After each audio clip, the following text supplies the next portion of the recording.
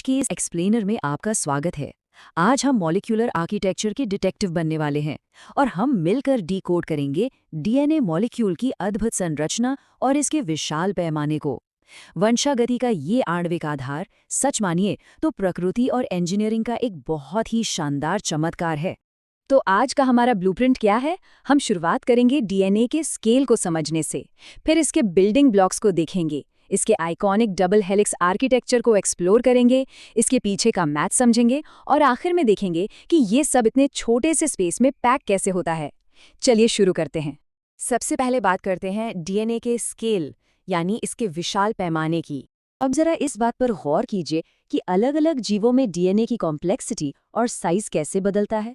ये सच में हैरान करने वाला है। एक सिंपल से वायरस जैसे 5X174 बैक्टीरियोफेज को ही ले लीजिए, इसमें सिर्फ 5000 से कुछ ज़्यादा न्यूक्लियोटाइड्स होते हैं। लेकिन अगर हम इंसानों की बात करें, हमारे एक फुल डिप्लॉयड सेट में ये नंबर 6.6 बिलियन बेस पेयर्स तक पहुंच जाता है।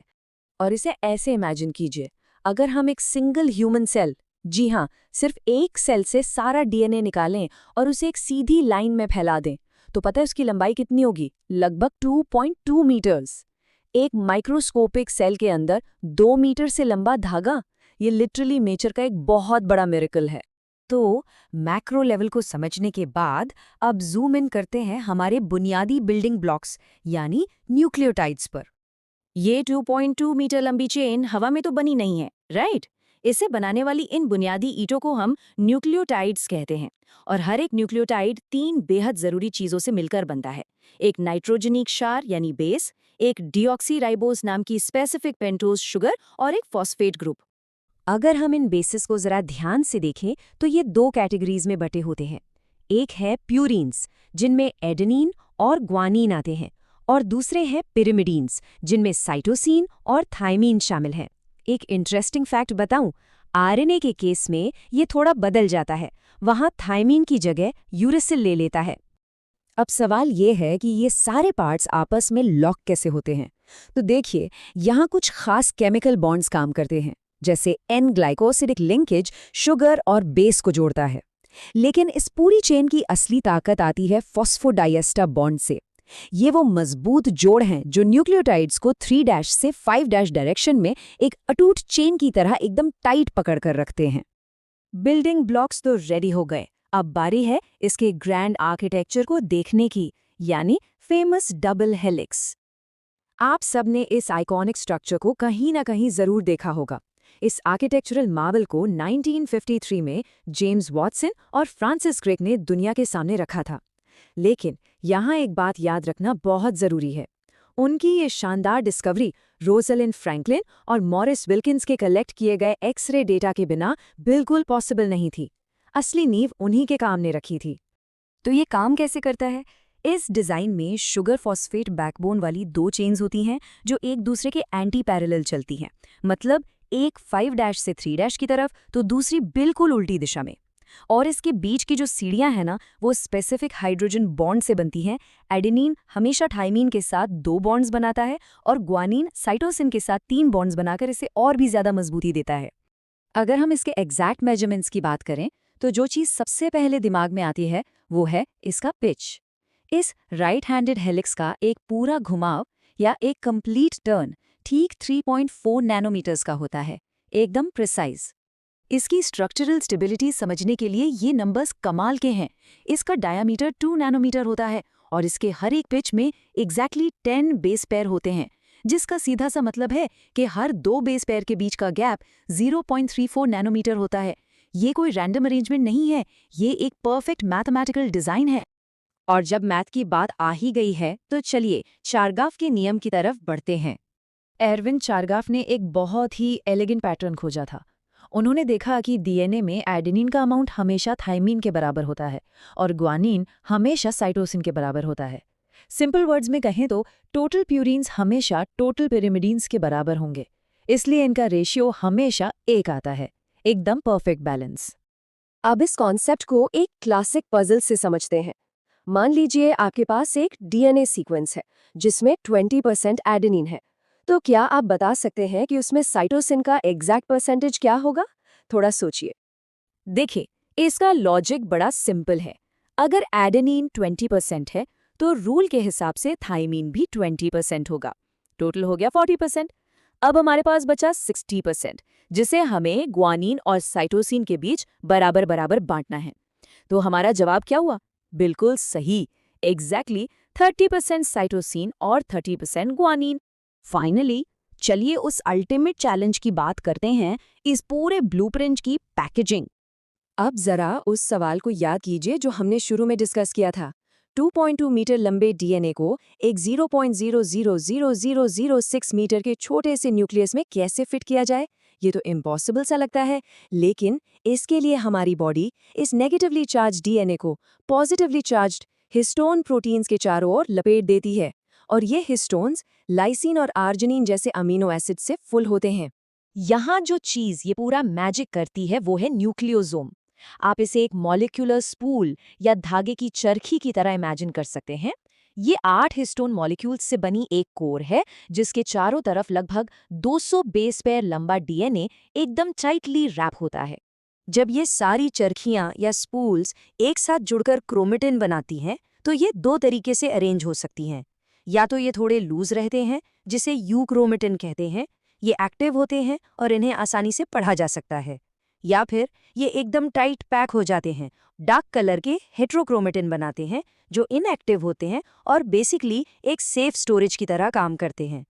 इस पूरे मास्टरपीस को समझने के बाद एक बात तो एकदम क्लियर है, जेनेटिक इन्फॉर्मेशन को जेनरेशन दर जेनरेशन सेफ रखने के लिए डीएनए से बेहतर कोई मॉलिक्यूल नहीं है।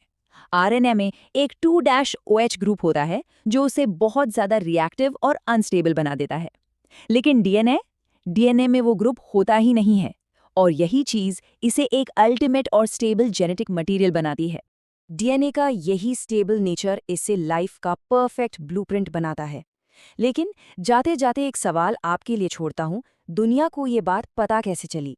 आखिर वो फेमस हर्शे चेज एक्सपेरिमेंट क्या था जिसने एक बार में ये प्रूव कर दिया कि प्रोटीन नहीं बल्कि डीएनए ही वो असली जेनेटिक मटेरियल है जो हमें विरासत में मिलता है? ये आगे सोचने के लिए एक बहुत ही कमाल का टॉपिक है। आज के इस एक्सप्लेनर में हमारे साथ जुड़ने के लिए बहुत बहुत शुक्रिया कराते हैं। आज की इस चर्चा में हम जीव विज्ञान के इतिहास की एक ऐसी जासूसी कहानी पर बात करने वाले हैं जिसने दशकों तक दुनिया के सबसे चतुर वैज्ञानिकों के पसीने छुड़ा दिए थे। हम बात कर रहे हैं उस रहस्यमयी अणु की खोज की जो जीवन का पूरा ब्लूप्रिंट अपने अंदर छिपाए हुए है। ये सिर्फ कोई साधारण सी खोज नहीं थी, बल्कि एक बहुत बड़ा मॉलिक्यूलर रहस्य था। तो चलिए जीवन के इस सबसे बड़े रहस्य से पर्दा उठाते हैं। अब जरा इस जैविक पहेली के बारे में सोचिए। मेंडल ने हमें आनुवंशिकी के नियम तो बता दिए थे, लेकिन उनके बाद के वैज्ञानिकों के सामने एक बहुत बड़ा सवाल खड़ा था। ये तो तय था कि माता-पिता से बच्चों में कुछ ना कुछ जानकारी या इन्फॉर्मेशन पास होती है, लेकिन ये संदेशवाहक अणु आखिर था क्या? क्या ये प्रोटीन था? उस समय ज्यादातर लोगों को लगता था कि प्रोटीन अपनी जटिलता के कारण प्रबल दावेदार है, या फिर क्या ये डीएनए था? ये जानना सिर्फ एक वैज्ञानिक पहेली सुलझाना नहीं था, बल्कि ये पता लगाना था कि हमारे शरीर को बनाने वाला मुख्य सॉफ्टवेयर आखिर है क्या। भाग 1, आनुवंशिक पदार्थ का रहस्य। 20वीं सदी की शुरुआत में सच कहें तो वैज्ञानिक काफी ज्यादा कंफ्यूज थे। माइक्रोस्कोप में क्रोमोसोम तो साफ दिखते थे, पर वे प्रोटीन और डीएनए दोनों से बने थे। इस गुत्थी को सुलझाने के लिए 3 बड़े प्रयोग हुए। हम इस सफर को 3 मुख्य पड़ाव में समझेंगे। 1928 में ग्रिफिथ का प्रयोग, फिर 1933 से 44 के बीच एवरी और उनकी टीम का काम, और अंत में 1952 का वो ऐतिहासिक हर्शे और चेस का प्रयोग। तो चलिए चलते हैं भाग 2 पर, ग्रिफिथ का रूपांतरण प्रयोग। साल था 1928 और फ्रेडरिक ग्रिफिथ निमोनिया पैदा करने वाले स्ट्रेप्टोकोकस निमोनिया बैक्टीरिया पर काम कर रहे थे। काम करते करते तभी उनके हाथ एक ऐसा सुराग लगा जिसकी उन्होंने सपने में भी उम्मीद नहीं की थी। इस प्रयोग को समझने के लिए हमें कहानी के 2 मुख्य किरदारों को जानना होगा। ग्रिफिथ ने बैक्टीरिया के 2 अलग-अलग स्ट्रेन लिए। पहला था एस स्ट्रेन यानी स्मूथ स्ट्रेन। ये बिल्कुल चिकना और चमकदार था क्योंकि इसके ऊपर पॉलीसैकेराइड का एक आवरण था। और सबसे अहम बात, ये बेहद खतरनाक और जानलेवा था। इसके संक्रमण से चूहों की मौत हो जाती थी। दूसरा किरदार था आर स्ट्रेन यानी रफ स्ट्रेन। ये खुरदरा था, इस पर कोई आवरण नहीं था और ये बिल्कुल हानिरहित था, इससे चूहों को कुछ नहीं होता था। अब ग्रिफिथ ने 4 अलग-अलग टेस्ट किए। पहले में उन्होंने एस स्ट्रेन दिया, चूहा मर गया। दूसरे में आर स्ट्रेन दिया, चूहा मजे से जीवित रहा। तीसरे में उन्होंने एस स्ट्रेन को गर्म करके मार डाला और फिर चूहे को दिया, चूहा फिर भी जीवित रहा। लेकिन कहानी में असली ट्विस्ट चौथे टेस्ट में आया। उन्होंने मरे हुए एस स्ट्रेन और एकदम जीवित आर स्ट्रेन को एक साथ मिलाया और चूहे के अंदर डाल दिया। नतीजा, चूहा मर गया। बिल्कुल नामुमकिन सा लग रहा था ये। इस हैरान करने वाले नतीजे से ग्रिफिथ ने एक बहुत ही लॉजिकल निष्कर्ष निकाला। उन्होंने कहा कि कोई न कोई एक खास रूपांतरण तत्व या ट्रांसफॉर्मिंग प्रिंसिपल जरूर है जो उन मरे हुए एस स्ट्रेन से निकलकर जीवित आर स्ट्रेन में चला गया, और इसी रहस्यमयी चीज ने उस हानिरहित आर स्ट्रेन को एक जानलेवा बैक्टीरिया में बदल डाला। पर असल में ये जादुई केमिकल था क्या? ये अभी भी एक बहुत बड़ा राज था। और इसी राज को खोलने के लिए आता है हमारा तीसरा अध्याय, रूपांतरण का रासायनिक आधार। 1933 और 1944 के बीच वैज्ञानिकों की एक नई टीम ने मोर्चा संभाला। ऑसवाल्ड एवरी, कॉलिन मैक्लियोड और मैकालन मैकार्टी ने ग्रिफिथ के काम को आगे बढ़ाया। उन्होंने मरे हुए एस बैक्टीरिया से प्रोटीन, आरएनए और डीएनए को अलग अलग किया। इसके बाद उन्होंने एलिमिनेशन या कह सकते हैं कि संदिग्धों को बाहर करने का तरीका अपनाया। सबसे पहले उन्होंने प्रोटीएज एंजाइम डाला, जो प्रोटीन को पूरी तरह नष्ट कर देता है। लेकिन रूपांतरण नहीं रुका, यानी प्रोटीन तो जिम्मेदार नहीं था। फिर उन्होंने आरएनएज डाला, जो आरएनए को खत्म करता है। रूपांतरण फिर भी चलता रहा, मतलब आरएनए भी वो रहस्यमयी तत्व नहीं था। तो अब असली ट्विस्ट सुनिए।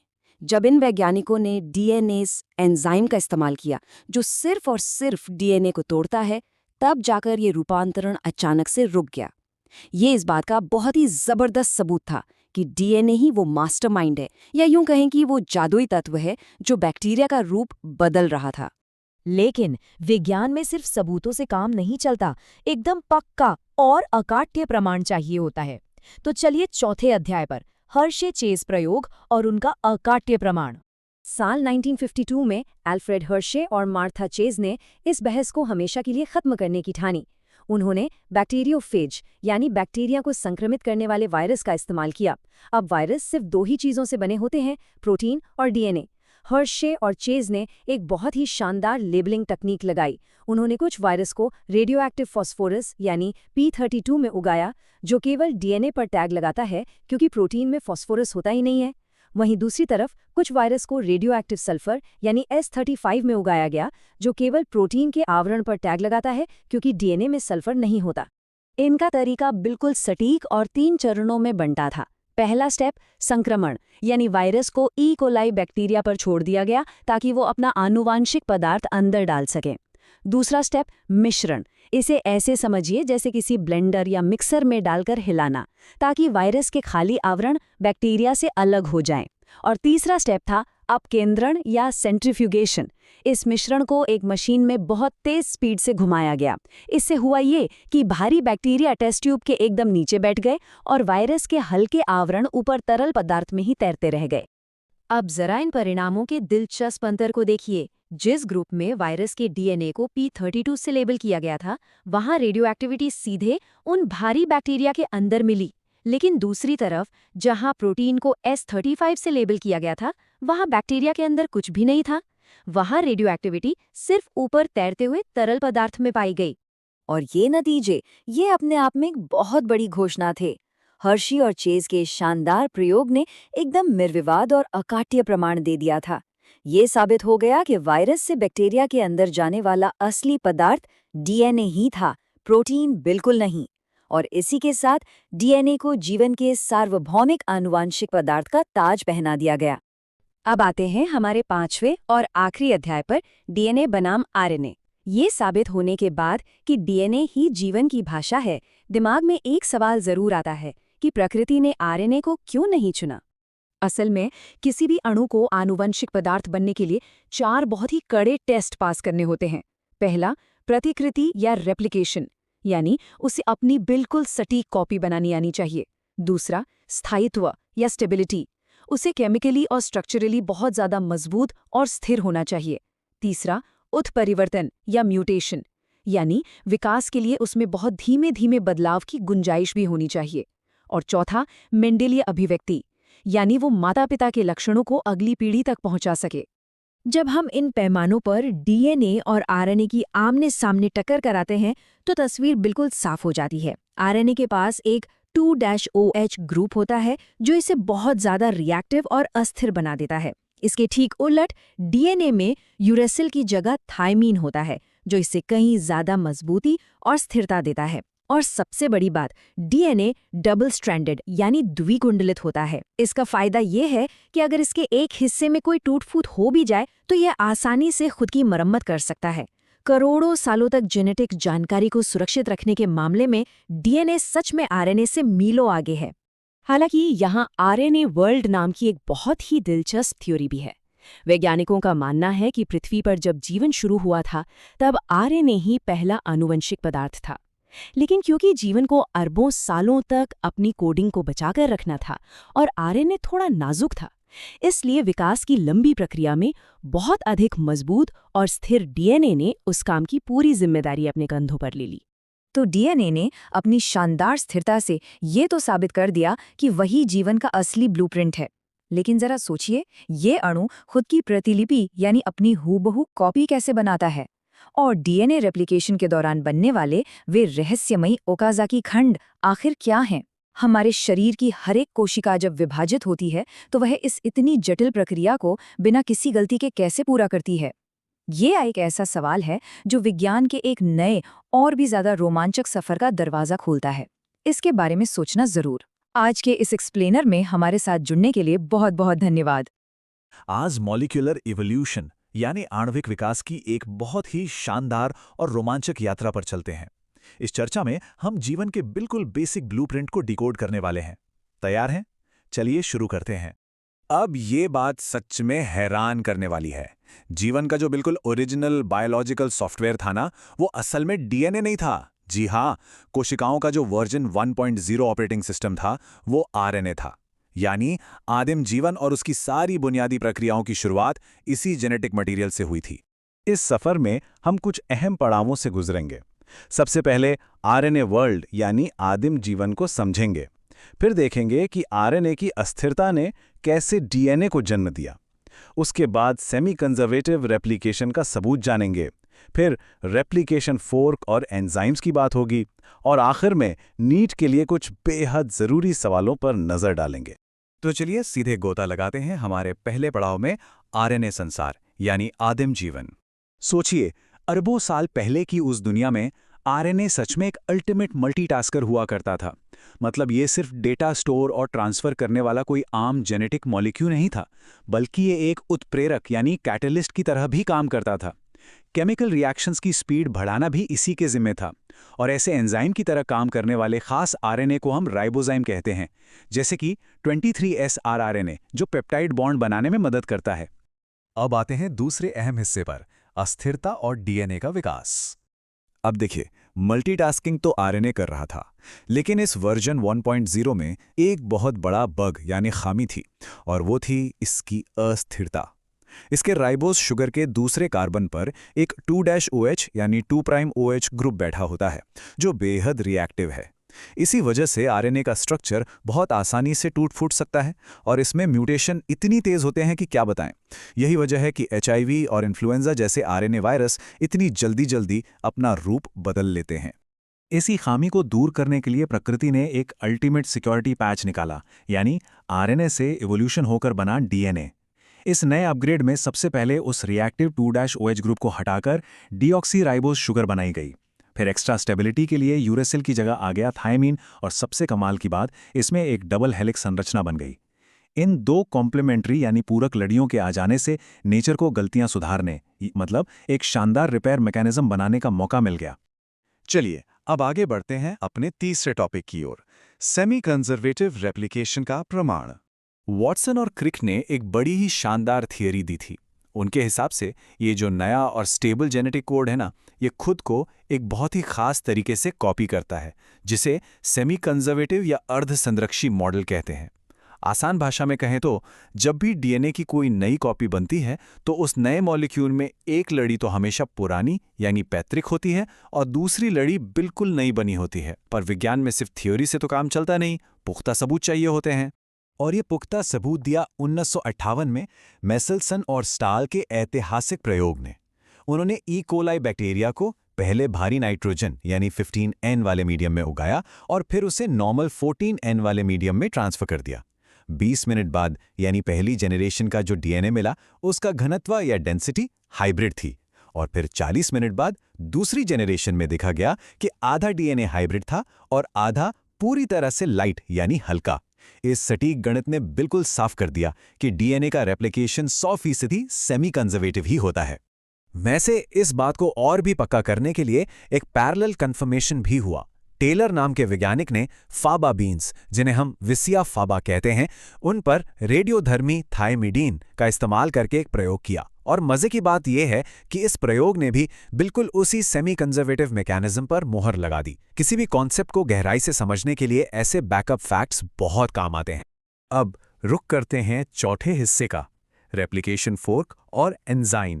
सेल साइकिल के एस फेज के दौरान एक गजब की मॉलिक्यूलर असेंबली लाइन चालू हो जाती है। ये कोई रैंडम काम नहीं है, बहुत नापातुला प्रोसेस है। सबसे पहले पूरे डीएनए पर एक खास लोकेशन ढूंढी जाती है जिसे ओरी यानी ओरिजिन ऑफ रेप्लिकेशन कहते हैं। अब क्योंकि पूरे डीएनए को एक साथ खोलने में बहुत ज़्यादा सेलुलर एनर्जी खर्च हो जाएगी, इसलिए इसे सिर्फ एक छोटे से हिस्से में खोला जाता है। इससे एक वाई आकार का स्ट्रक्चर बनता है जिसे हम रेप्लिकेशन फोर्क कहते हैं। तो अब सवाल आता है कि इस पूरी बायोलॉजिकल फैक्ट्री को चला कौन रहा है। यहाँ 3 मेन मॉलिक्यूलर वर्कर्स हैं। पहला है हेलिकेज, जो एक अनजिपर की तरह काम करता है और डीएनए की डबल स्ट्रैंड को मैकेनिकली खोलता है। दूसरा है डीएनए डिपेंडेंट डीएनए पॉलीमरेज। ये मेन वर्कर है जो नई लड़ी बनाता है, वो भी बहुत तेजी और सटीकता के साथ। और तीसरा है लाइगेज, जो बेसिकली एक मॉलिक्यूलर गोंद है जो बाद में छोटे छोटे डीएनए टुकड़ों को आपस में जोड़कर सील कर देता है। लेकिन यहाँ एक छोटा सा कैच है। पॉलीमरेज एंजाइम की एक जिद होती है कि वो सिर्फ 5 प्राइम से 3 प्राइम डायरेक्शन में ही काम करेगा। इसी वजह से 2 अलग अलग तरह की लड़ियां बन जाती हैं। लीडिंग स्ट्रैंड पर जो टेम्पलेट 3 प्राइम से 5 प्राइम होता है, वहाँ काम बिना रुके लगातार चलता रहता है। लेकिन लैगिंग स्ट्रैंड पर काम रुक रुक कर छोटे छोटे टुकड़ों में होता है, और इन्हीं स्टॉप एंड गो वाले छोटे टुकड़ों को हम कहते हैं ओकाजाकी फ्रैगमेंट्स। और अब वक्त है सबसे अहम सेगमेंट का, नीट एग्जाम्स के लिए कुछ जरूरी सवाल। आइए देखते हैं कितना कुछ याद रहा। तो पहला सवाल ये रहा, उस आरएनए मॉलिक्यूल को हम साइंटिफिक भाषा में क्या कहते हैं जो एक कैटलिस्ट यानी उत्प्रेरक की तरह काम करता है? सोचिए, बिल्कुल सही, उसे राइबोजाइम कहा जाता है। अब दूसरा सवाल, लैगिंग स्ट्रैंड पर जो ओकाजाकी फ्रैगमेंट्स बिखरे होते हैं, उन्हें आपस में जोड़ने का काम कौन सा क्रिटिकल एंजाइम करता है? याद है ना वो मॉलिक्यूलर गोंद? जी हां, इसका सही जवाब है डीएनए लाइगेज। और यह है तीसरा और काफी ट्रिकी सवाल। ऐतिहासिक मेसेल्सन स्टॉल एक्सपेरिमेंट में भारी और हल्के डीएनए को अलग करने के लिए किस बहुत ही खास एनालिटिकल टेक्निक का इस्तेमाल किया गया था? इसका सही जवाब है caesium chloride density gradient centrifugation. इसी टेक्निक ने पूरे रेप्लिकेशन के रहस्य से पर्दा उठाया था। तो आज ये बिल्कुल साफ हो गया कि कैसे आदिम आरएनए से इवॉल्व होकर एक सुरक्षित डीएनए बना और कैसे ये जेनेटिक कोड खुद की एकदम परफेक्ट कॉपी तैयार करता है। लेकिन पिक्चर अभी बाकी है। ये जेनेटिक कोड सुरक्षित तो है, पर सेल असल में से पढ़ती कैसे है, प्रमोटर क्या है, सिस्ट्रॉन क्या बला है, और ट्रांसक्रिप्शन का ये पूरा जादुई प्रोसेस कैसे काम करता है, इन उलझनों को सुलझाना यकीनन बहुत दिलचस्प होगा। तो अगले विश्लेषण में इन्हीं रहस्यों पर से पर्दा उठाया जाएगा। तब तक के लिए मॉलिक्यूलर बायोलॉजी के इन अद्भुत चमत्कारों को एक्सप्लोर करते रहिए। आज के इस सेशन में हम बायोलॉजी के एक ऐसे टॉपिक को डिकोड करने वाले हैं जिससे नीट एग्जाम में हर साल सवाल आते ही आते हैं। जी हाँ, आज हम ट्रांसक्रिप्शन यानी अनुलेखन की प्रक्रिया से जुड़े हर रहस्य से पर्दा उठाएंगे। तो चलिए, बिना किसी देरी के इस बेहद दिलचस्प बायोलॉजिकल प्रोसेस को गहराई से समझते हैं। तो देखते हैं आज का हमारा रोड मैप क्या है। पहले हम बेसिक्स देखेंगे, फिर समझेंगे ब्लूप्रिंट पैराडॉक्स को, उसके बाद 3 स्टेप प्रोसेस, फिर यूकैरियोटिक सेल्स की कॉम्प्लेक्सिटी और आखिर में वो हाई यील्ड फैक्ट्स जो एग्जाम के लिए सुपर इंपॉर्टेंट है।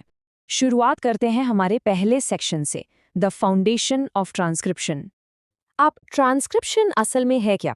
सिंपल शब्दों में कहें तो ये एक डिकोडिंग प्रोसेस है। इसमें हम डीएनए के एक सिंगल स्ट्रैंड से जेनेटिक इन्फॉर्मेशन को आरएनए में कॉपी कर रहे हैं। सोचिए, ये उस मास्टर डीएनए ब्लूप्रिंट को एक ऐसे फॉर्मेट में ट्रांसलेट करने का तरीका है जिस पर हमारी सेल आगे आसानी से काम कर सके। और यहीं पे एंट्री होती है प्रिंसिपल ऑफ कॉम्प्लीमेंटेरिटी, यानी पूरकता के सिद्धांत की। बेस पेयरिंग के रूल्स तो डीएनए रेप्लिकेशन वाले ही रहेंगे, लेकिन एक बहुत बड़े ट्विस्ट के साथ।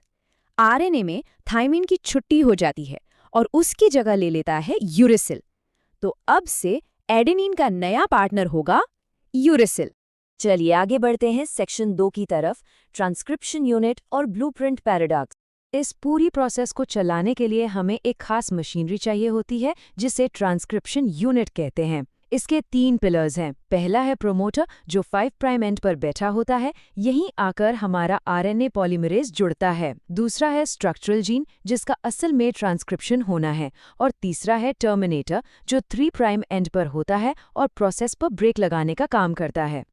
अब देखिए इस प्रोसेस का सबसे दिलचस्प हिस्सा, जिसे हम एक बायोलॉजिकल पैराडॉक्स भी कह सकते हैं। डीएनए की दोनों लड़ियां ट्रांसक्रिप्शन में काम नहीं आती। जो लड़ी सांचे यानी मोल्ड का काम करती है उसे टेम्पलेट स्ट्रैंड कहते हैं, जिसकी पोलैरिटी 3 से 5 होती है। लेकिन जो दूसरी लड़ी है, जिसे कोडिंग स्ट्रैंड कहा जाता है, मजे की बात यह है कि वो असल में किसी भी चीज के लिए कोड नहीं करती। फिर भी बनने वाले नए आरएनए का सीक्वेंस बिल्कुल इसी कोडिंग स्ट्रैंड की कार्बन कॉपी होता है, बस थाइमीन की जगह यूरासिल आ जाता है। अब अगर हम बैक्टीरिया और कॉम्प्लेक्स यूकैरियोटिक ऑर्गेनिजम्स की बात करें तो उनकी एफिशिएंसी में एक बड़ा फर्क है। यूकैरियोट्स में मोनोसिस्ट्रॉनिक जीन होते हैं, यानी एक एमआरएनए से सिर्फ एक प्रोटीन बनेगा। लेकिन बैक्टीरिया यानी प्रोकैरियोट्स थोड़े मल्टीटास्कर होते हैं। इनमें पॉलीसिस्ट्रॉनिक जीन होते हैं, जहां एक ही एमआरएनए से कई सारे अलग अलग प्रोटीन बन सकते हैं। यहीं पर नीट एग्जाम के लिए एक बहुत क्रूशियल पॉइंट आता है। यूकैरियोटिक जीन्स स्प्लिट होते हैं, मतलब इनमें एक्सॉन्स होते हैं जो काम के सीक्वेंस हैं और प्रोटीन के लिए कोड करते हैं। लेकिन इनके बीच बीच में इंट्रॉन्स भी घुसे होते हैं। ये इंट्रॉन्स किसी काम के नहीं होते, किसी प्रोटीन के लिए कोड नहीं करते। इसलिए एक मैच्योर आरएनए बनाने के लिए इन्हें काट कर हटाना बहुत जरूरी होता है। तो बेसिक्स क्लियर हो गए। अब आते हैं सेक्शन 3 पर, द 3 स्टेप एग्जीक्यूशन। आरएनए बनने की ये पूरी कहानी बस 3 स्टेप्स में चलती है। पहला है इनिशिएशन। यहाँ आरएनए पॉलीमरेज प्रमोटर से जुड़ता है, लेकिन इसे स्टार्ट करने के लिए एक इग्निशन की जरूरत होती है, जो सिग्मा फैक्टर देता है। दूसरा स्टेप है इलोंगेशन, जहाँ आरएनए की चेन लगातार लंबी होती जाती है। और फाइनली टर्मिनेशन, यहाँ आरएनए पॉलीमरेज टर्मिनेटर तक पहुँचता है और नया आरएनए अलग हो जाता है। लेकिन इस प्रोसेस को रोकने के लिए रो फैक्टर की जरूरत पड़ती है। तो सिग्मा फैक्टर हुआ हमारा स्टार्ट स्विच और रो फैक्टर हुआ स्टॉप स्विच। अब बढ़ते हैं सेक्शन 4 की तरफ, द यूकैरियोटिक अपग्रेड। बैक्टीरिया तो एक ही आरएनए पॉलीमरेज से सारा काम चला लेते हैं, लेकिन यूकैरियोटिक सेल्स में एक हेवी मशीनरी की जरूरत होती है। और ये जो टेबल है ना, ये नीट एस्पिरेंट्स के दिमाग में एकदम छपी होनी चाहिए। आरएनए पॉलीमरेज 1 बनाता है ribosomal RNA, rRNA. RNA polymerase 2 बनाता है एचएनआरएनए, जो आगे चलकर मैसेंजर आरएनए बनता है। और आरएनए पॉलीमरेज 3 बनाता है टीआरएनए और 5एसआरआरएनए। इसे किसी भी हाल में भूलना नहीं है। अब चूंकि आरएनए पॉलीमरेज 2 ने जो एचएनआरएनए बनाया है वो अभी इमेच्योर यानी अपरिपक्व है, इसलिए सेल को 3 एडिटिंग स्टेप्स करने पड़ते हैं। पहला है स्प्लाइसिंग, यानी बेकार इंट्रॉन्स को काट कर निकालो और काम के एक्सॉन्स को जोड़ दो। दूसरा है कैपिंग, जहां 5 प्राइम एंड पर एक मिथाइल ग्वानोसिन ट्राइफॉस्फेट की कैप पहनाई जाती है। और तीसरा है टेलिंग, जहां 3 प्राइम एंड पर 200 से 300 एडिनाइलेट रेजिड्यूज की एक पूंछ जोड़ दी जाती है।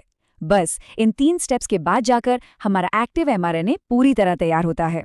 तो चलिए अब इस पूरे सेशन को रैप अप करते हैं हमारे सेक्शन 5 के साथ, हाई यील्ड नीट फैक्ट्स। अगर इस पूरे टॉपिक से कुछ सबसे क्रिटिकल पॉइंट्स निकालने हो तो वो ये 4 हैं। सिग्मा फैक्टर का मतलब है इनिशिएशन, रो फैक्टर का मतलब है टर्मिनेशन, आरएनए पॉलीमरेज 2 एचएनआरएनए को सिंथेसाइज करता है, और एक बहुत ही एक्सक्लूसिव बात, इंट्रॉन सिर्फ और सिर्फ यूकैरियोटिक सेल्स में ही पाए जाते हैं। ये पॉइंट्स एग्जाम में सीधे सीधे पूछे जाते हैं। अब आखिर में एक सवाल छोड़कर जा रहा हूँ।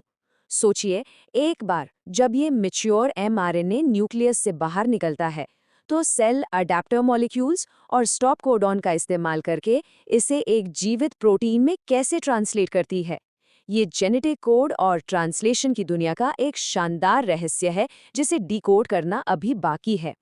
आज के इस एक्सप्लेनर में बस इतना ही। कभी सोचा है कि एक छोटी सी माइक्रोस्कोपिक कोशिका को आखिर ये कैसे पता चलता है कि जिंदा रहने के लिए उसे एग्जैक्टली क्या बनाना है? तो चलिए आज की इस चर्चा में इसी की गहराई तक जाते हैं।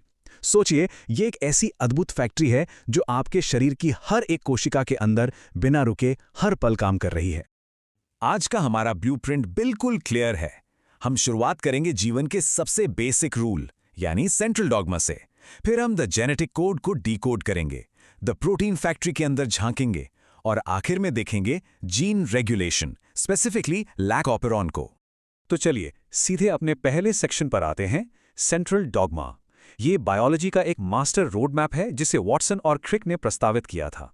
ये हमें बताता है कि आखिर जीवन में जानकारी का प्रवाह होता कैसे है। ये सीक्वेंस बिल्कुल स्ट्रेट फॉरवर्ड है, लेकिन अविश्वसनीय रूप से शक्तिशाली है। डीएनए, जो हमारा मास्टर टेक्स्ट है, वहां से ये एन्क्रिप्टेड जेनेटिक जानकारी एक मैसेज के रूप में आरएनए तक पहुंचती है, और फिर ये आरएनए उस जानकारी को फिजिकल प्रोटीन्स में बदल देता है। बस यही वो नींव है जिस पर पूरी की पूरी बायोलॉजी टिकी हुई है। अब बढ़ते हैं सेक्शन 2 की तरफ, द जेनेटिक कोड। यहाँ सबसे माइंड ब्लोइंग बात यह है कि वो आरएनए मैसेज असल में एक ऐसी स्पेसिफिक लैंग्वेज में लिखा होता है जिसे हमारी कोशिकाएं आसानी से पढ़ और समझ सकती हैं। इसे एक अल्टीमेट ट्रांसलेशन डिक्शनरी की तरह सोचिए। जेनेटिक कोड वो सख्त नियम है जो ये तय करता है कि एमआरएनए के अंदर जो न्यूक्लियोटाइड का सीक्वेंस है वो आखिर प्रोटीन्स के स्पेसिफिक अमीनो एसिड सीक्वेंस में कैसे ट्रांसलेट होगा। लिटरली ये प्रकृति की अपनी खुद की कोडिंग भाषा है। तो अब सवाल आता है कि इस गणितीय भाषा में शब्द कितने हैं? एग्जैक्टली 64। यहाँ 4 अलग अलग न्यूक्लियोटाइड बेस होते हैं और वे हमेशा 3 के ग्रुप्स में आते हैं, जिन्हें हम ट्रिपलेट्स कहते हैं। इस वजह से कुल 64 यूनिक कोड्स या कोडॉन बनते हैं, और यकीन मानिए जीवन के सारे जरूरी प्रोटीन कंपोनेंट्स बनाने के लिए ये संख्या काफी से ज्यादा है। इस कोड के कुछ अपने सख्त नियम हैं। पहला, जैसा हमने देखा, ये हमेशा ट्रिपलेट्स में होते हैं, यानी 3 बेस से मिलके बनते हैं। दूसरा, ये बिल्कुल असंदिग्ध या अनएम्बिग्यूअस हैं। इसकी गारंटी है कि एक स्पेसिफिक कोड सिर्फ और सिर्फ एक ही अमीनो एसिड बनाएगा। लेकिन ये अबहासित या डीजेनरेट भी होते हैं, मतलब एक ही अमीनो एसिड के लिए एक से ज्यादा कोड्स भी हो सकते हैं। सबसे हैरान करने वाली बात पता है क्या है? ये कोड्स सार्वभौम हैं। बैक्टीरिया से लेकर इंसान तक सब में ऑलमोस्ट एक जैसे। और हाँ, इनमें कोई कॉमा नहीं होता। इन्हें बिना रुके लगातार पढ़ा जाता है। जैसे किसी भी फैक्ट्री लाइन में स्पष्ट सिग्नल्स चाहिए होते हैं ना, यहाँ AUG बिल्कुल वैसा ही एक स्टार्ट बटन है। ये प्रोसेस को शुरू करता है और मिथियोनिन नाम के अमीनो एसिड को कोड भी करता है। दूसरी तरफ हमारे पास हैं UAA, UAG और UGA। ये बेसिकली मशीनरी के स्टॉप सिग्नल्स हैं। इनका काम है प्रोडक्शन को रोकना, इसलिए ये किसी भी अमीनो एसिड को कोड नहीं करते। ओके, चलिए अब हम सेक्शन 3 यानी द प्रोटीन फैक्ट्री में एंटर करते हैं। अब वक्त है ये देखने का कि ट्रांसलेशन की इस पूरी प्रोसेस में ये कोड आखिर एक्चुअल फिजिकल स्ट्रक्चर्स बनाता कैसे है। इस ब्लूप्रिंट को पढ़ने के लिए फैक्ट्री को एक स्पेशल डिलीवरी गाड़ी चाहिए होती है। इसे हम tRNA यानी अडैप्टर मॉलिक्यूल कहते हैं। ये बिल्कुल किसी सेलुलर ट्रांसपोर्ट ट्रक जैसा है। एक तरफ से ये mRNA के कोड को पढ़ता है और दूसरी तरफ से एकदम मैचिंग अमीनो एसिड को लाकर डिलीवर कर देता है। काफी स्मार्ट सिस्टम है ना? असल में यहाँ 3 मुख्य खिलाड़ी हैं जो एक परफेक्ट टीम की तरह काम करते हैं। mRNA हमारा इंस्ट्रक्शनल ब्लूप्रिंट है, tRNA हमारे डिलीवरी ट्रक्स हो गए, और राइबोसोम वो हमारी मुख्य असेंबली लाइन या प्रोटीन फैक्ट्री है। इस राइबोसोम के अंदर 2 हिस्से होते हैं, एक छोटी और एक बड़ी उपिकाई, और इनके अंदर होती हैं P और A साइट्स जहां ये सारे अमीनो एसिड्स आकर आपस में जुड़ते हैं। अब ये actual production process in 4 logical steps में होती है। सबसे पहले tRNA चार्ज होता है जहां ATP का यूज करके एमिनो एसिड्स एक्टिव हो जाते हैं। उसके बाद होता है इनिशिएशन या प्रारंभन, जब राइबोसोम जाकर AUG स्टार्ट कोडॉन से जुड़ जाता है। फिर आता है इलॉन्गेशन या दीर्घीकरण, जहां पेप्टाइड बॉन्ड बनते हैं और ये चेन लंबी होती चली जाती है। और फाइनली टर्मिनेशन, जैसे ही एक रिलीज फैक्टर स्टॉप कोडॉन से जुड़ता है, प्रोसेस रुक जाती है और हमारी पूरी की पूरी पॉलीपेप्टाइड चेन बनकर अलग हो जाती है। यहाँ एक छोटी सी पर बहुत ही जरूरी डिटेल है, खासकर उनके लिए जो कॉम्पिटिटिव एग्जाम्स की तैयारी कर रहे हैं। ध्यान दें कि बैक्टीरिया के अंदर ये जो 23S rRNA होता है ना, ये इलॉन्गेशन प्रोसेस के दौरान एक कैटलिस्ट या राइबोजाइम की तरह काम करता है। मतलब ये एक्चुअल में एक ऐसा आरएनए है जो पेप्टाइड बॉन्ड्स बनाने के लिए एक एंजाइम का काम कर रहा है। इसे जरूर याद रखिएगा। सो फैक्ट्री बन गई, चल भी रही है, लेकिन अब आते हैं हमारे आखिरी सेक्शन पर, जीन रेगुलेशन। फैक्ट्री चाहे कितनी भी एडवांस्ड हो, उसे चलाने के लिए एक मैनेजमेंट सिस्टम तो चाहिए ही ना, जो ये तय करे कि आखिर कब, कहां और कितने प्रोटीन्स बनाने हैं। और यहीं एंट्री होती है लैक-ओपेरॉन की। फ्रैंकवाइज जैकब और जैक्स मोनोड द्वारा खोजा गया ये लैक-ओपेरॉन सेल्यूलर मैनेजमेंट का एक बिल्कुल क्लासिक मॉडल है। ये ई कोलाई बैक्टीरिया में लैक्टोज के मेटाबॉलिज्म को कंट्रोल करता है और डिमांड और सप्लाई के बेसिस पर यह डिसाइड करता है कि प्रोडक्शन को कब ऑन करना है और कब ऑफ। इस ओपेरॉन के अंदर स्पेसिफिक स्ट्रक्चरल जीन होते हैं जो एक सटीक टीम की तरह काम करते हैं। Z जीन बनाता है बीटा गैलेक्टोसाइडेज जो लैक्टोज को तोड़ने का काम करता है। Y जीन परमीएज बनाता है जिसकी वजह से सेल के अंदर लैक्टोज की एंट्री बढ़ जाती है। और A जीन ट्रांस एसिटिलेज प्रोड्यूस करता है जो इस पूरी मेटाबॉलिक प्रोसेस में उनकी मदद करता है। सबका अपना अपना असाइंड काम है। इसे कहते हैं नेगेटिव रेगुलेशन, और ये सच में बहुत शानदार मैकेनिज्म है। होता यह है कि जब लैक्टोज मौजूद नहीं होता तो ओपेरॉन ऑफ रहता है। एक दमनकारी या रिप्रेसर कार के ब्रेक की तरह काम करता है और ऑपरेटर से जुड़कर आरएनए पॉलीमरेज को आगे बढ़ने से रोक देता है। लेकिन जैसे ही लैक्टोज आता है, गेम चेंज हो जाता है। लैक्टोज खुद एक चाबी या इंड्यूसर बन जाता है।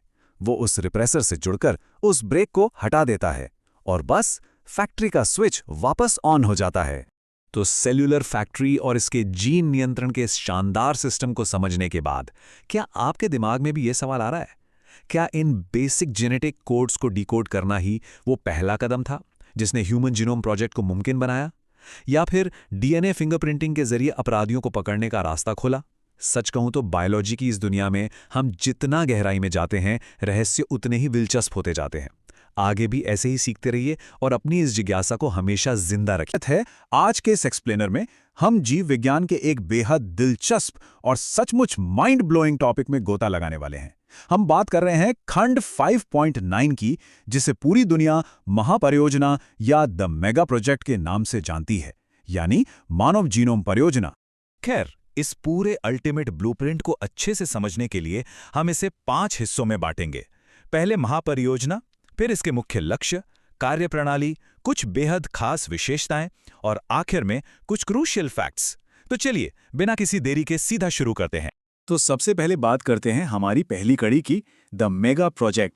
देखिए, 1990 से 2003 तक चले इस 13 साल लंबे अभियान को ऐसे ही महापरियोजना नहीं कहा जाता। इसके पीछे के आंकड़े सचमुच हैरान करने वाले हैं। जरा सोचिए, इसका बजट $9 बिलियन था। उस समय एक सिंगल बेस पेयर को अनुक्रमित करने की लागत लगभग $3 अमेरिकी आ रही थी। और क्योंकि मानव जीनोम में पूरे 3 बिलियन बेस पेयर्स हैं, तो आर्थिक स्तर पर यह अपने आप में एक बिल्कुल अभूतपूर्व कदम था।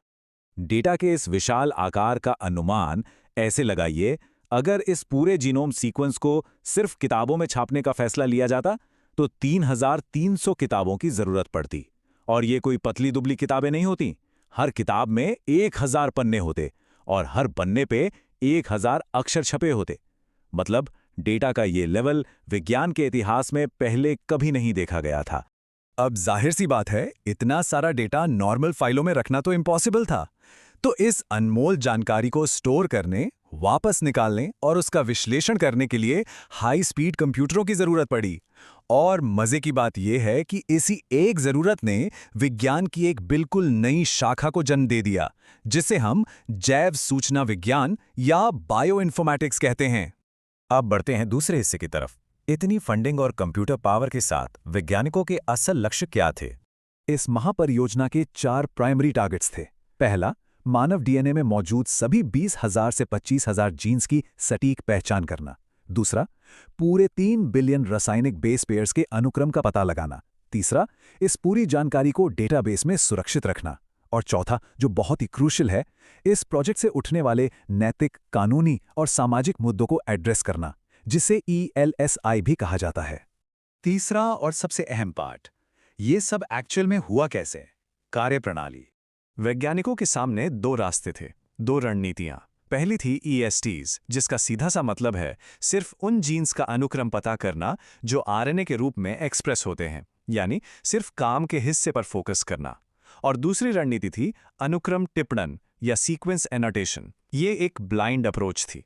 इसमें पूरे के पूरे जीनोम का अनुक्रम पता किया गया, चाहे वो कोडिंग हो या नॉन कोडिंग, और बाद में उनके कार्यों को असाइन किया गया। चलिए देखते हैं कि लैब में इसे कैसे बिल्ड किया गया। ये असंभव सी चुनौती 3 आसान स्टेप्स में पूरी हुई। सबसे पहले कोशिका से पूरे डीएनए को अलग करके छोटे छोटे टुकड़ों में तोड़ा गया। फिर इन टुकड़ों को खास वाहकों जैसे BAC और YAC यानी बैक्टीरियल और यीस्ट आर्टिफिशियल क्रोमोसोम में क्लोन किया गया। और फाइनली फ्रेडरिक सेंगर द्वारा बनाए गए स्वचालित डीएनए सीक्वेंसर का इस्तेमाल करके उनका अनुक्रमण किया गया। चलिए अब गियर बदलते हैं और आते हैं चौथे हिस्से पर, कुछ सच में हैरान करने वाली खोजें जो मानव डीएनए के बारे में पता चलीं। ये फैक्ट सच में चौंकाने वाले हैं। मानव जीनोम में टोटल 3164.7 मिलियन बेस पेयर्स मिले। लेकिन सबसे बड़ा शौक क्या था? जीन्स की गिनती। पहले वैज्ञानिकों का अंदाजा था कि शरीर में 80,000 से 1,40,000 तक जीन्स होंगे, लेकिन असल में निकले सिर्फ 30,000। और तो और आज भी जितने जीन्स खोजे गए हैं उनमें से आधे से ज्यादा का काम हमें पता ही नहीं है। इसके अलावा जीनोम का एक बहुत बड़ा हिस्सा सिर्फ पुनरावृत्ति अनुक्रमों यानी बार बार रिपीट होने वाले कोड से भरा पड़ा है। तो यहाँ जो सबसे क्रूशियल पॉइंट है वो है जीन्स के साइज का भारी अंतर। एक एवरेज जीन में सिर्फ 3,000 क्षार या बेस होते हैं, लेकिन हमारे शरीर का सबसे बड़ा जीन जिसे डिस्ट्रोफिन कहते हैं उसमें 2.4 मिलियन बेस होते हैं। ये डिफरेंस सच में अनबिलीवेबल है। और इन सब के बीच एक बेहद खूबसूरत, सबको जोड़ने वाली सच्चाई भी सामने आई। दुनिया के सभी इंसानों में 99.9% न्यूक्लियोटाइड बेस बिल्कुल एकदम सेम होते हैं। हम सब बुनियादी तौर पर एक ही हैं। वो केवल 0.1% का छोटा सा हिस्सा है जो हमारी सारी विविधता को ड्राइव करता है। एक और बड़ा झटका, इस 3 अरब अक्षरों वाले विशाल जीनोम का 2% से भी कम हिस्सा असल में प्रोटीन कोडिंग का काम करता है। बाकी का 98% से ज्यादा हिस्सा पूरी तरह से नॉन कोडिंग है। मतलब डीएनए का ज्यादातर हिस्सा प्रोटीन बनाता ही नहीं है। और ये एक गजब का जेनेटिक इम्बैलेंस दिखाता है। एक तरफ हमारा गुणसूत्र 1 है जो 2,968 जीन्स के साथ सबसे हैवी है, और दूसरी तरफ है Y गुणसूत्र जिसके पास सबसे कम केवल 231 जीन्स हैं। अब इस खास नंबर पर गौर करिए, 1.4 मिलियन। वैज्ञानिकों ने डीएनए में लगभग 1.4 मिलियन ऐसी लोकेशंस खोजी हैं जहां सिर्फ एक सिंगल बेस का अंतर होता है। इन्हें SNPs या सिंगल न्यूक्लियोटाइड पॉलीमॉर्फिज्म कहा जाता है। और यही वो मास्टर की है जो मानव इतिहास और बीमारियों की जड़ों को समझने में हमारी सबसे ज्यादा मदद करती है। अब आते हैं अपने आखिरी सेक्शन पर, कुछ rapid fire must know facts जिन्हें भूलने का रिस्क बिल्कुल नहीं लिया जा सकता। टाइमलाइन को थोड़ा ध्यान से देखिए। मानव जीनोम परियोजना शुरू हुई 1990 में और आधिकारिक तौर पर खत्म हुई 2003 में। लेकिन एक कैच है, सबसे बड़े क्रोमोसोम यानी गुणसूत्र 1 का अनुक्रमण 2003 में नहीं बल्कि मई 2006 में जाकर पूरा हुआ था। ये डिस्टिंक्शन दिमाग में एकदम लॉक कर लीजिए। एक और नाम जो बिल्कुल टिप्स पर होना चाहिए वो है फ्रेडरिक सेंगर। इन्होंने सिर्फ डीएनए को अनुक्रमित करने की स्वचालित विधि ही नहीं बनाई, बल्कि प्रोटीन के अंदर अमीनो एसिड के अनुक्रम को पढ़ने का तरीका भी इजाद किया था। एक ही इंसान द्वारा इतनी बड़ी दोहरी उपलब्धि सचमुच कमाल है। और हाँ, जाहिर सी बात है कि ये कोई अकेले देश का काम नहीं था। 13 साल के इस ऐतिहासिक प्रोजेक्ट को सफल बनाने के लिए दुनिया के 6 बड़े भागीदारों ने हाथ मिलाया था: America, Britain, Japan, France, Germany और चीन। तो दोस्तों, एक्सप्लेनर खत्म करने से पहले एक बहुत ही दिलचस्प सवाल। अगर हमारा 99.9% डीएनए बिल्कुल एक जैसा है तो वैज्ञानिक सिर्फ उस 0.1% के अंतर से अपराधियों को कैसे पकड़ लेते हैं? VNTRs और जेल इलेक्ट्रोफोरेसिस जैसी तकनीकें डीएनए फिंगरप्रिंटिंग में आखिर काम कैसे करती हैं? ये एक ऐसा रहस्य है जिसे हम अपने अगले एक्सप्लेनर में सुलझाएंगे। तब तक विज्ञान के इन अद्भुत चमत्कारों के बारे में सभी का स्वागत है इस नए एक्सप्लेनर में। आज हम बायोलॉजी के एक ऐसे टॉपिक में गोता लगाने वाले हैं जिसने विज्ञान और न्याय दोनों की दुनिया को बिल्कुल पलट कर रख दिया। हम बात कर रहे हैं डीएनए फिंगरप्रिंटिंग की। इसे महान वैज्ञानिक एलेक्स जेफरीज ने विकसित किया था। और सच मानिए, ये सिर्फ कोई थ्योरी नहीं है, बल्कि ये जिंदगी का वो ओरिजिनल ब्लूप्रिंट है जो हम सबको एक पहचान देता है। आइए इस सफर की शुरुआत करते हैं। अब जरा इस दिलचस्प बात पर गौर कीजिए। क्या आप जानते हैं कि दुनिया में मौजूद हर इंसान का 99.9% डीएनए बिल्कुल एक जैसा होता है? जी हाँ, मॉलिक्यूलर लेवल पर हम सब लगभग एक जैसे ही हैं। लेकिन वो जो बचा हुआ नन्हा सा हिस्सा है ना, सिर्फ 0.1%, असली जादू वहीं छिपा है। यही वो 0.1% है जो हमारी आज की इस कहानी का असली हीरो है, क्योंकि यही वो हिस्सा है जो दुनिया के हर एक व्यक्ति को पूरी तरह से यूनिक बनाता है ना कमाल की बात? तो आज के इस टॉपिक को हम 5 आसान हिस्सों में बांटकर समझेंगे। सबसे पहले डीएनए का ये यूनिक रहस्य क्या है, फिर हम देखेंगे सैटेलाइट डीएनए और वीएनटीआर को, उसके बाद फिंगरप्रिंटिंग के वो 6 अहम स्टेप्स, फिर इसके कुछ बड़े और दिलचस्प उपयोग, और आखिर में कुछ डीप पॉइंट्स और एक्सेप्शंस पर भी नजर डालेंगे। तो चलिए बिना किसी देरी के शुरू करते हैं हमारा पहला भाग, डीएनए का अद्वितीय रहस्य। अच्छा, तो इसे ऐसे समझिए, डीएनए फिंगरप्रिंटिंग का पूरा खेल डीएनए के रेपिटेटिव सीक्वेंस यानी बार बार दोहराए जाने वाले अनुक्रम पर टिका है। जब लैब में डेंसिटी ग्रेडियंट सेंट्रीफ्यूगेशन नाम की प्रोसेस की जाती है तो जीनोम का जो सबसे बड़ा हिस्सा होता है वो मेजर पीक्स बनाता है। इसे हम कहते हैं बल्क डीएनए। लेकिन एक छोटा सा हिस्सा माइनर पीक्स भी बनाता है, जिसे सैटेलाइट डीएनए कहा जाता है। और ध्यान दीजिए, इसी सैटेलाइट डीएनए के अंदर आते हैं माइक्रो और मिनी सैटेलाइट, जो इस बात पर निर्भर करते हैं कि बेस का सीक्वेंस कितना लंबा है और वो कितनी बार रिपीट हो रहा है। अब यहाँ एक बड़ा सवाल आता है, ये डीएनए पॉलीमॉर्फिज्म यानी डीएनए बहुरूपता आखिर है क्या भला? देखिए, असल में डीएनए के नॉन कोडिंग हिस्सों में कुछ म्यूटेशंस होते हैं जो पीढ़ी दर पीढ़ी इकट्ठे होते रहते हैं। अगर किसी आबादी में 0.01 से ज़्यादा की फ्रीक्वेंसी पर एक ही जगह पर ऐसी कोई भिन्नता पाई जाती है तो विज्ञान की भाषा में उसे बहुरूपता कहते हैं। आसान शब्दों में कहूँ तो ये म्यूटेशंस एक यूनिक बायोलॉजिकल बार कोड की तरह काम करते हैं जो हमें अपने पूर्वजों से विरासत में मिलता है। और यही बारकोड पूरी डीएनए फिंगरप्रिंटिंग का सबसे बुनियादी आधार है। अब आगे बढ़ते हैं हमारे दूसरे भाग की तरफ, सैटेलाइट डीएनए और वीएनटीआर। वीएनटीआर, इसका पूरा नाम है variable number of tandem repeats. ये दरअसल मिनी सैटेलाइट का ही एक खास प्रकार है। होता क्या है कि इसमें एक बहुत ही छोटा डीएनए सीक्वेंस होता है जो बार बार कई बार रिपीट होता है। और असली जादू यही होता है, अलग अलग लोगों में इन रिपीट्स की जो संख्या है ना, वो बिल्कुल अलग होती है। बस यही वो फर्क है जो हर इंसान का एक एकदम यूनिक फिंगरप्रिंट तैयार कर देता है। एक ऐसा फिंगरप्रिंट जो पूरी दुनिया में किसी और के पास हो ही नहीं सकता। और अगर आप इसके आकार के बारे में सोचेंगे तो सच में हैरान रह जाएंगे। एक वीएनटीआर का साइज सिर्फ 0.1 से लेकर 20 किलो बेस तक हो सकता है। मतलब ये इतना ज़्यादा सूक्ष्म है, इतना माइक्रोस्कोपिक है, फिर भी हमारी पूरी बायोलॉजिकल आइडेंटिटी को तय करने के लिए काफ़ी है। चलिए अब आते हैं सबसे दिलचस्प हिस्से पर, भाग 3, फिंगरप्रिंटिंग के 6 चरण।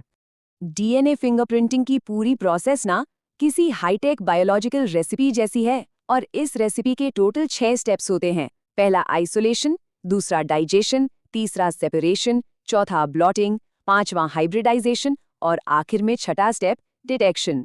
अगर आप किसी एग्जाम की तैयारी कर रहे हैं तो इन स्टेप्स का सही सीक्वेंस याद रखना आपके लिए बहुत जरूरी है। तो पहले 3 स्टेप्स को जरा करीब से देखते हैं। स्टेप नंबर 1 है आइसोलेशन यानी विलगन। इसमें हम खून, बाल या वीर्य जैसी किसी भी कोशिका से डीएनए को बाहर निकालते हैं। इसके बाद आता है स्टेप 2 यानी डाइजेशन। यहाँ एक बहुत ही स्पेशल एंजाइम जिसे रेस्ट्रिक्शन एंडोन्यूक्लियस कहते हैं, उसकी मदद से डीएनए को छोटे छोटे टुकड़ों में काट लिया जाता है, जैसे मॉलिक्यूलर कैंची। फिर आता है स्टेप 3 सेपरेशन। यहाँ जेल इलेक्ट्रोफोरेसिस नाम की एक कमाल की तकनीक का उपयोग किया जाता है जो डीएनए के इन टुकड़ों को उनके साइज के हिसाब से अलग अलग छांट देती है। और अब चलते हैं आखिरी के 3 स्टेप्स पर।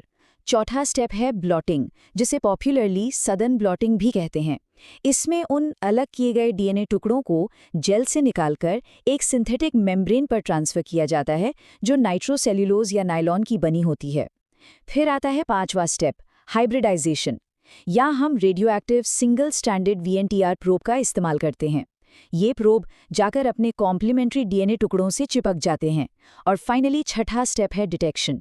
यहाँ ऑटो रेडियोग्राफी तकनीक के जरिए हम इन संकरित DNA टुकड़ों को एक एक्सरे फिल्म पर डार्क बैंड्स यानी काले बैंड के रूप में देख पाते हैं। और पता है, ये काले बैंड ही वो छुपा हुआ बायोलॉजिकल बारकोड हैं जिसकी हमें तलाश थी। अब थ्योरी से निकलकर रियल वर्ल्ड में आते हैं। भाग 4, प्रमुख उपयोग। इस शानदार तकनीक के असल जिंदगी में बहुत ही पावरफुल उपयोग हैं। सबसे बड़ा और जाना माना उपयोग तो फोरेंसिक साइंस में है, जहां क्राइम सीन पर अपराधियों की एकदम सटीक पहचान करने के लिए इसका इस्तेमाल होता है। दूसरा बड़ा यूज है पैटर्निटी डिस्प्यूट्स यानी पितृत्व विवादों में। अगर ये पता लगाना हो कि किसी बच्चे के असली बायोलॉजिकल माता पिता कौन है, तो ये तकनीक एकदम पक्का सबूत देती है। और तीसरा है इवोल्यूशनरी स्टडीज में अलग अलग प्रजातियों के बीच जेनेटिक डाइवर्सिटी या आनुवांशिक विविधता को समझने के लिए DNA को कंपेयर किया जाता है। कुल मिलाकर विज्ञान का ये टूल हमेशा न्यूट्रल रहकर सच्चाई को दुनिया के सामने लाता है। और अब हम पहुंच गए हैं अपने आखिरी हिस्से पर, भाग 5, डीप पॉइंट्स और अपवाद। याद है, एकदम शुरुआत में हमने बात की थी कि हर इंसान का DNA फिंगरप्रिंट 100% यूनिक होता है। खैर, नेचर हमेशा हमें सरप्राइज देने के लिए कुछ न कुछ छुपा कर रखती है, और वो सरप्राइज है मोनोजाइगोटिक यानी आइडेंटिकल ट्विन्स। जी हाँ, दुनिया में आइडेंटिकल ट्विन्स ही वो इकलौते दो इंसान होते हैं जिनका DNA फिंगरप्रिंट बिल्कुल एकदम सेम टू सेम होता है। ये वो पॉइंट है जो हमें याद दिलाता है कि बायोलॉजी की दुनिया कितनी रहस्यमयी और दिलचस्प हो सकती है। और इसी शानदार फैक्ट के साथ मॉलिक्यूलर इनहेरिटेंस यानी वंशागति के आणविक आधार पर हमारा आज का ये सफ़र यहीं पूरा होता है। हमने इन माइक्रोस्कोपिक मॉलिक्यूल्स से लेकर जिंदगी की सबसे बड़ी पहचान तक की बात की। तो अब सवाल ये है कि क्या हम चैप्टर 6 यानी इवोल्यूशन और विकास की ओर बढ़ने के लिए तैयार हैं, जहां ब्रह्मांड की उत्पत्ति कैसे हुई, जीवन कैसे शुरू हुआ और चार्ल्स डार्विन के वो महान सिद्धांत क्या थे, ये सब रहस्य खुलने वाले हैं। अणुओं की इस छोटी सी दुनिया के बाद जीवन के उस विशाल विकास को समझना सच में गजब का एडवेंचर होने वाला है। तो मिलते